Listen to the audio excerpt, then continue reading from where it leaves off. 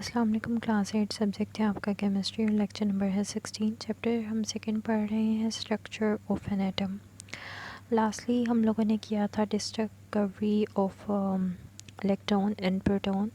अब जो third particle है, सब atomic particle of an atom, neutron, इसकी डिस्कवरी आज हम पढ़ेंगे और उसको करने वाला साइंटिस्ट का नेम है चैडविक, और इसको चैडविक एक्सपेरिमेंट के नाम से भी जो है वो आपको ये टॉपिक आ सकता है। अब चलते हैं हम अपने टेक्स्ट की तरफ। ये आपने स्टार्ट करना है यहाँ से इन 1932, ठीक है। यहाँ से आपने अपनी लर्निंग में लाना है इसको। इन 1932 Chadwick discover electron when he bombarded alpha particle helium on an beryllium sheet. He observed that highly penetrating radiation or rays were produced. These rays or radiation were called neutron. तो ये हो गई neutron की discovery का introduction भी और discovery भी। Chadwick scientist था जिसे 1932 में ये एक्सपेरिमेंट परफॉर्म किया था। अब एक्सपेरिमेंट क्या था? It is kind of a chemical reaction. इसने ब्रीलियम की शीट ली, ठीक है, ब्रीलियम की शीट ली और उस पर अल्फ़ा पार्टिकल्स को स्ट्राइक करवाया और एज आ रिज़ल्ट जो है वो न्यूट्रॉन्स यानी न्यूट्रॉन पार्टिकल्स जो है वो प्रोड्यूस हुए। अब इसके केमिकल रिएक्शन की तरफ जाते हैं। ब्रीलियम का जो सिंबल है Be होता है और इसका जो एटॉमिक नंबर मास नंबर होता है वो 9/4 है। नीचे नाम भी लिखा हुआ है बेरिलियम। अल्फ़ा पार्टिकल्स जो हैं वो हीलियम पार्टिकल्स होते हैं, ठीक है। हीलियम एक नोबल गैस है और इसके जो एटॉमिक मास और नंबर है वो 4/2 है। जब इसको स्ट्राइक करवाया गया आपस में तो कार्बन पार्टिकल्स प्रोड्यूस हुए, ठीक है, C12/6, और साथ ही न्यूट्रॉन्स जो है वो प्रोड्यूस हुए, न्यूट्रॉन्स 1/0। अब यहाँ पर इसकी डायग्राम जो है आपके साथ जो सामने आपको नज़र आ रही है, बेरिलियम की शीट है, एक सोर्स है, ठीक है। सोर्स कोई भी हो सकता है, पोलोनियम, रेडियम, ठीक है। इसमें से नेचुरली जो है वो अल्फ़ा पार्टिकल्स निकल रहे हैं, बेरिलियम शीट के साथ स्ट्राइक कर रहे हैं, और जब ये दूसरी तरफ जो एरो शो करवाया जा रहा है ये न्यूट्रॉन पार्टिकल्स हैं, ठीक है। Strange radiations of high energy that turned out to be a beam of neutron, ठीक है। यानी ये एक बहुत ही न्यूट्रॉन स्ट्रॉन्ग रेस हैं और ये हाईली पेनिट्रेटिंग रेस हैं।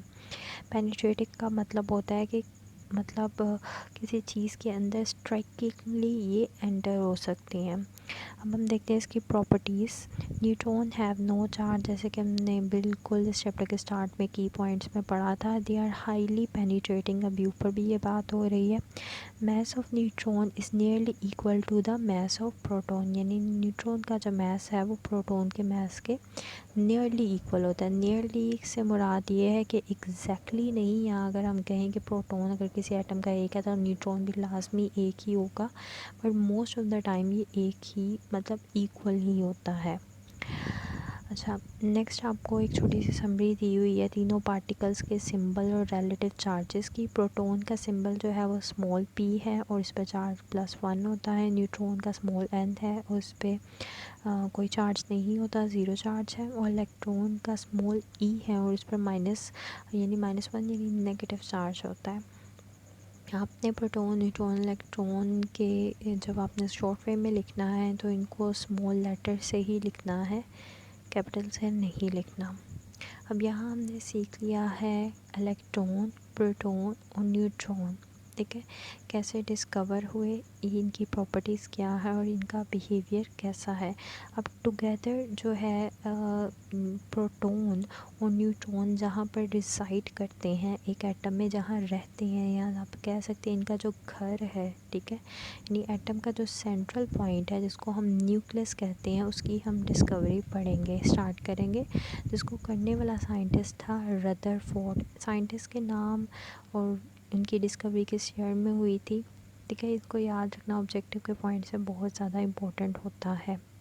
ये एक बड़ा अहम लॉन्ग क्वेश्चन भी है और बोर्ड के पॉइंट से भी काफ़ी फेवरेबल है।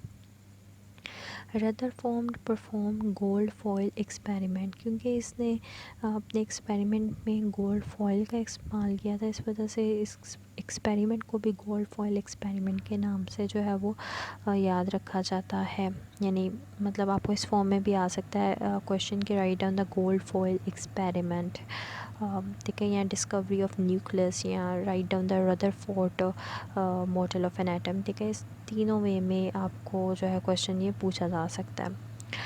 इसने ये एक्सपेरिमेंट किया था और इसका प्रिंसिपल क्या था, यानी क्या बेस थी, किस चीज़ को ये समझना चाह रहा था। ये समझना चाह रहा था how negative and positive charges could को एग्जिस्ट इन एन एटम, ठीक है, यानी कैसे नेगेटिव और पॉजिटिव दोनों चार्ज जो है वो एक एटम में मौजूद होते हैं, कैसे मौजूद होते हैं और कहाँ मौजूद होते हैं, ये इसने फाइंड आउट करने के लिए गोल्ड फॉइल एक्सपेरिमेंट डिज़ाइन किया। अब ये एक्सपेरिमेंट क्या था और इसे कैसे किया गया। ही बम्बार्डेड अल्फ़ा पार्टिकल्स आपने न्यूट्रॉन की डिस्कवरी में भी पढ़ चुके हैं कि वो हीलियम पार्टिकल्स होते हैं। ओना 0.0004 सेंटीमीटर थिक गोल्ड फॉइल, ठीक है, यानी बहुत ही थिन जो है वो गोल्ड फॉइल के साथ इसने हीलियम पार्टिकल्स को स्ट्राइक करवाया। Alpha particles are emitted by radioactive element like radium and polonium, ये इनके सोर्सेज बताए गए हैं। यानी जब भी कोई रेडियो एक्टिव एलिमेंट जो है वो रिलीज़ होता है, यानी मतलब उसकी रेस जो निकलती हैं, तो उसका कोई ना कोई सोर्स होता है। तो यहाँ इसका सोर्स बताया, या तो रेडियम था या पोलोनियम था। They are actually helium nuclei, ठीक है, they can penetrate through matter to some extent, यानी ये गोल्ड फॉइल में से कुछ हद तक ये पार्टिकल्स जो है वो इसमें से निकल सकते थे, पेनिट्रेट कर सकते थे, ठीक है, जैसे कि आप ये देख सकते हैं। सोर्स ऑफ अल्फ़ा पार्टिकल है, एक बॉक्स सा जो शो किया गया है और इसमें से रेस निकल रही हैं, ठीक है, जो कि हीलियम पार्टिकल्स हैं। और ये हीलियम पार्टिकल्स जो हैं वो गोल्ड फॉइल के साथ स्ट्राइक कर रहे हैं, और स्ट्राइक करने के बाद जो स्कैटर्ड हो रहे हैं, और जो लास्ट में जो आपको एक रिंग शेप शो किया गया, ये एक स्क्रीन लगाई गई थी ताकि देखा जाए कि ये पार्टिकल्स का बिहेवियर क्या है, ये किस वे में जो है वो गोल्ड फॉइल के साथ स्ट्राइक कर रहे हैं और किस वे में इसका इमेज बन रहा है। बेसिकली इमेज को जो है बताने के लिए ये एक स्क्रीन लगाई गई थी, या फोटोग्राफिक फ़िल्म का इस्तेमाल किया गया था। तो ये हो गया आपके एक्सपेरिमेंट का डिज़ाइन। अब इसने ऑब्ज़र्व क्या किया, he observe the effect of alpha particles on a photographic plate और a screen coat with zinc sulphide. इसने कहा कि अल्फ़ा पार्टिकल का जो बिहेवियर, वही यकीन बात एक फ़ोटोग्राफिक प्लेट जो है उस जिसके ऊपर जिंक सल्फाइड को कोट किया गया था, ठीक है, उस पर इसका बिहेवियर चेक किया। He prove that the plum pudding model of the atom was not correct, और इस बेस पर जब उसने इसका बिहेवियर स्टडी किया तो उसने बताया कि जो है प्लम पुडिंग मॉडल जो है वो एटम का करेक्ट नहीं है। ओके, आफ्टर डैट ऑब्ज़र्वेशन, यानी ऑब्ज़र्व करने के बाद हम चलेंगे कि जो रदरफोर्ड ने कंक्लूड किया, यानी ऑब्ज़र्वेशन के पॉइंट्स क्या थे, और उसके बाद इसके रिज़ल्ट की तरफ, ठीक है, ये सारे जो पॉइंट्स मेंशन है पहले हम देख लेते हैं कि इसके ऑब्ज़र्वेशन के मेन पॉइंट क्या थे। इसने देखा almost all the particles pass through the foil unreflected. इसने देखा कि जो ज़्यादातर, यानी वर्ड यहाँ यूज़ किया गया ऑलमोस्ट ऑल, यानी तकरीबन सारे पार्टिकल्स जो हैं वो गोल्ड फॉइल में से पास हुए और फोटोग्राफिक प्लेट पर जो है वो स्ट्राइक किए, यानी सब के सब गोल्ड फॉइल में से पास हो गए। Out of 20,000 particle only a few were deflected at fairly large angles and very few bounced back on hitting the gold foil. इसमें आपने ज़रा वर्ड्स को ध्यान से देखना है कि 20,000 में से सिर्फ चंद पार्टिकल्स ऐसे थे जो कि उस यानी गोल्ड फॉइल में से स्ट्रेट नहीं मूव किए, बल्कि लार्ज एंगल्स से जो है वो अपने रास्ते से जो है वो हट गए, यानी उन्होंने अगर वो उस गोल्ड फॉइल में से टकराने के बाद सीधा जाना था तो अब वो लार्ज एंगल पर जो है वो मूव कर गए। और वेरी फ्यू बाउंस्ड बैक, और उसने कहा बहुत ही थोड़े ऐसे थे उनमें से जो कि उस गोल्ड फॉइल के साथ टकराने के बाद वापस मुड़ गए, यानी उस गोल्ड फॉइल में से पास ना किए।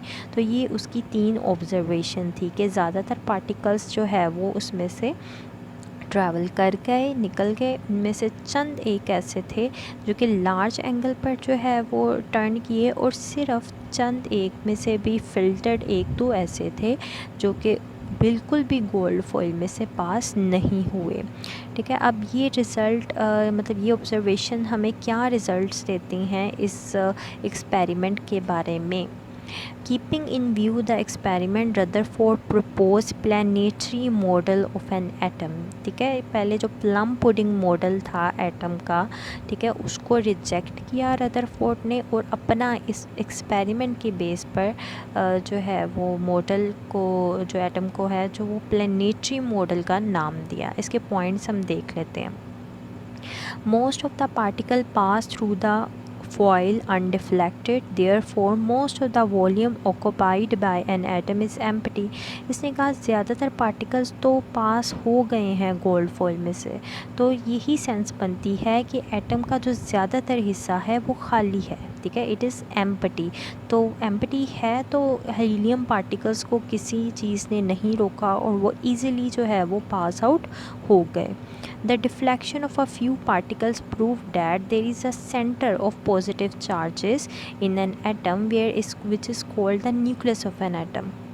अब इसने बोला क्योंकि हीलियम पार्टिकल्स खुद जो है पॉजिटिव चार्ज कैरी करते हैं, यानी उनके ऊपर पॉजिटिव चार्ज मौजूद होता है, तो इसने बोला तो चंद एक पार्टिकल्स जो हैं वो डिफ्लेक्ट हुए हैं, वो ये चीज़ बताते हैं कि ज़रूर जो हीलियम पार्टिकल्स यानी पॉजिटिव रेस हैं वो कोई ऐसी चीज़ के साथ टकराई हैं जो कि पॉजिटिव चार्ज थी, यानी जिस पर पॉजिटिव चार्ज था, जिसको जो है वो उन्होंने न्यूक्लियस का नाम दे दिया गया कि न्यूक्लियस कोई ऐसा स्ट्रक्चर है जो एटम में मौजूद होता है और जिस पर पॉजिटिव चार्ज होता है।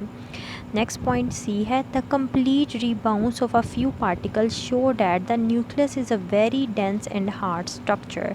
इन्होंने बोला कि कुछ ऐसे पार्टिकल्स जो बिल्कुल नहीं उसमें से क्रॉस किया और वो वापस मुड़ आए, ये चीज़ बताते हैं कि न्यूक्लियस एक तो पॉजिटिव चार्ज उस पर है तो सही, लेकिन ये खुद एक बहुत डेंस और हार्ड स्ट्रक्चर है जिसने इतनी हिंड्रेंस शो की कि पार्टिकल्स को क्रॉस ही नहीं करने दिया। ठीक है, यानी बहुत ज़्यादा स्ट्राइकिंग वे में जो है इसने पार्टिकल्स के साथ जो है वो फाइट किया। Since a few particles were deflected, it shows that the size of the nucleus is very small as compared to the total volume of an atom। क्योंकि चंद एक पार्टिकल्स जो है वो डिफ्लेक्ट हुए थे, तो ये चीज़ बताती है, और ज़्यादा क्रॉस कर गए थे, तो ये चीज़ इस बात को शो करता है कि न्यूक्लियस का अपना साइज़ जो है वो एटम के मुकाबले में बहुत छोटा है, यानी बहुत ज़्यादा स्मॉल है न्यूक्लियस। क्योंकि अगर न्यूक्लियस का साइज़ बड़ा होता तो ऑटोमेटिकली जो डिफ्लेक्शन थी रेस की वो भी ज़्यादा होती। The electron revolve around the nucleus. ठीक है, इसने बोला कि न्यूक्लियस के अंदर इलेक्ट्रॉन तो नहीं हो सकता, इलेक्ट्रॉन डेफिनेटली न्यूक्लियस के बाहर ही होगा। An atom as a whole is neutral, therefore the number of electron in atom is equal to the number of proton। क्योंकि हमें पता है कि एटम पर एज अ होल कोई चार्ज नहीं होता, तो यही वजह है कि एक एटम में नंबर ऑफ इलेक्ट्रॉन और प्रोटॉन इक्वल होते हैं। Except electrons, all other fundamental particles that lie within the nucleus are known as nucleons। इसने कहा कि इलेक्ट्रॉन्स को अगर निकाल दें, ठीक है, तो एक न्यूक्लियस के अंदर और एक एटम में न्यूक्लियस के अंदर जितने भी पार्टिकल्स मौजूद होते हैं उसको उसने न्यूक्लियॉन्स का नाम दे दिया, क्योंकि इलेक्ट्रॉन न्यूक्लियस के अंदर मौजूद नहीं होता, वो आउटसाइड मौजूद होता है। अब हम पढ़ते हैं defects of Rutherford model of an atom.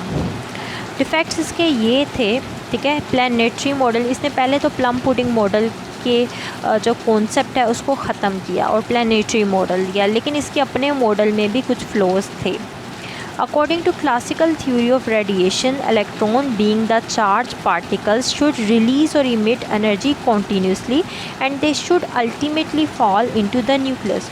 यानी क्लासिकल थ्योरी ऑफ रेडिएशन ये कहती थी कि अगर इलेक्ट्रॉन पे कोई चार्ज है, इलेक्ट्रॉन चार्ज पार्टिकल है, ठीक है, और इसमें से कॉन्टीन्यूस एनर्जी रिलीज़ होती है। तो एक वक्त ऐसा आना चाहिए कि इलेक्ट्रॉन मूव करता हुआ अल्टीमेटली न्यूक्लियस में गिर जाएगा, ठीक है, और एटम का पूरा स्ट्रक्चर ही डिस्ट्रॉय हो जाएगा। दूसरा पॉइंट है, if the electrons emit energy continuously they should form a continuous spectrum but in fact line spectrum was observe. जो एक्सपेरिमेंट में फोटोग्राफिक प्लेट लगाई गई थी, ठीक है, उसमें ये देखा गया था कि जो स्पेक्ट्रम बन रहा था, यानी जो रिज़ल्ट आ रहा था रेस का, वो लाइन स्पेक्ट्रम था, जबकि according to the theory, Rutherford की थ्योरी के अकॉर्डिंग कॉन्टीन्यूस स्पेक्ट्रम बनना चाहिए था। तो ये भी एक डिफेक्ट था रदर मॉडल का कि उसका रिज़ल्ट जो है वो कुछ और चीज़ बता रहा था और उसकी जो ऑब्जर्वेशन और जो रिज़ल्ट्स हैं वो एक डिफरेंट वे की तरफ इंडिकेशन दे रहे थे, ठीक है। यहाँ पर आप देख सकते हैं जो उसका मॉडल था उसमें शो किया गया कि कैसे इलेक्ट्रॉन्स ट्रैवल करते हुए एक कॉन्टीन्यूस पाथ में जो है वो प्रोटॉन्स की तरफ आते हैं, और अगर वो इसी वे में एनर्जी रिलीज़ करता हुआ इलेक्ट्रॉन आएगा तो अल्टीमेटली प्रोटॉन के अंदर गिर जाएगा और एटम का पूरा स्ट्रक्चर ही डिस्ट्रॉय हो जाएगा। होमवर्क ये है कि आपने टॉपिक डिस्कवरी न्यूट्रॉन को याद करना है, टॉपिक रदरफोर्ड मॉडल को अच्छे से याद करना है, इसके सभी point, observation, results and defect. और रदरफोर्ड का जो डिफेक्ट है वो तो एक इम्पोर्टेंट शॉर्ट क्वेश्चन भी है, ठीक है। तो साइड बाय साइड मैं आपको ये भी बताती जा रही हूँ, ठीक है। ये आप अपने टॉपिक याद करें। आपसे मुलाकात होगी नेक्स्ट लेक्चर में। टिल देन अल्लाह हाफ़िज़।